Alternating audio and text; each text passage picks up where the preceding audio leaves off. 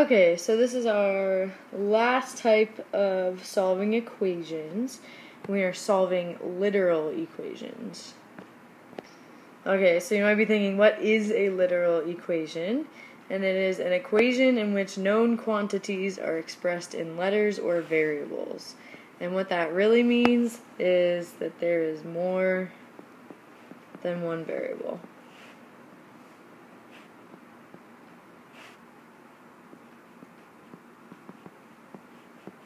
And then we're trying to solve for one of those variables to get it by itself. Okay, so what we have to keep in mind is that the procedure is not going to be any different. We're still going to use our same procedures for solving equations. The only difference is that you have to pay attention to which variable they're asking you to solve for, because that's going to change how you approach the equation. Okay, so for example, in this problem they want us to solve for x, and we have ax plus b equals c.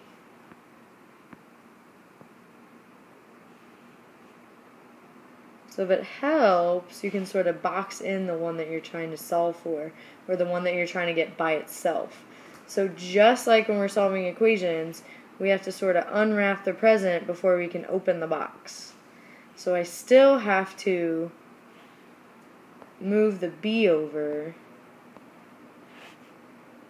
first. So I'm going to subtract b from both sides.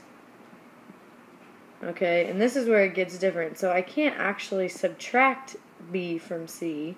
So instead I'm just going to write c minus b. Alright, and then to get x by itself, I have to divide by a because a is being multiplied by x. And since I did it on the left, I have to do it on the right. So that's going to cancel, and then I'm left with x equals c minus b over a. And then that would be the final answer for that equation. So x is now by itself, it's isolated, so we're done with that literal equation. Okay, so in this case, they want us to solve for h. So notice the things that are keeping h from being by itself are the b and the 1/2. Well, we know a really easy way to get the fraction on the other side, and that is to use the reciprocal. So if I multiply by 2 over 1, I can get rid of it on that side, but then whatever I do to the right, I have to do to the left. So now I have 2a equals b times h. And now to get h by itself, since b is being multiplied, I'm going to divide by b on both sides. So now I have an equation that says 2a over b equals h, which is the same thing as h equals 2a over b. And since I got h by itself, I'm done. Okay, so this example is very common but sort of special. So it's not telling you what variable to solve for directly, but it says write in function form. And so what that means is that they want you to get y by itself. If you ever see write in function form, that means that you were trying to solve for y. Alright, so just like before, I have to, even though it's backwards, I have to get rid of this 16 first before I can mess with the -8. So let me rewrite this. So now I'm going to subtract 16 from both sides.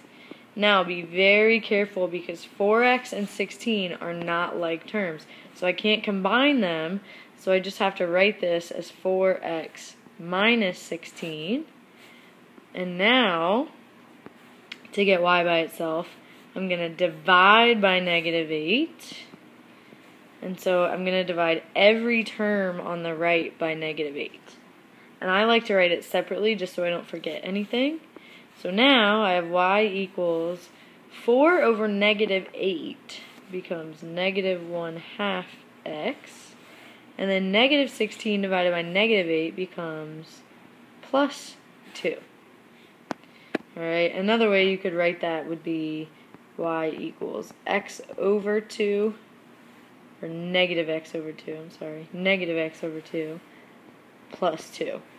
So either one of those would be correct. And since I ended up with the y by itself, it's now in function form, and I've done what the problem is asking. Alright, so again, solve for h. So this one's a little tricky because it has parentheses, and I know that you are tempted to distribute, but in this case, because h is already by itself out here, I would actually make more work for myself by distributing. So instead, I'm going to get rid of this fraction using a reciprocal. So again, multiply by 2 over 1. And so I end up with 2a equals b1 plus b2 times h. Now I know those look a little different. That's called a subscript, a b1 and b2. So don't treat them as numbers. It's just a variable. b1 is no different from x or n or a. Alright, so now to get h by itself, it's being multiplied by this whole set of parentheses. Okay, so to get h by itself, I'm actually going to divide by b1 plus b2 all together.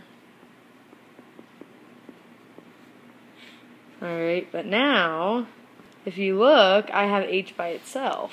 So I have 2a over b1 plus b2 equals h, which is the same thing as h equals 2a over b1 plus b2.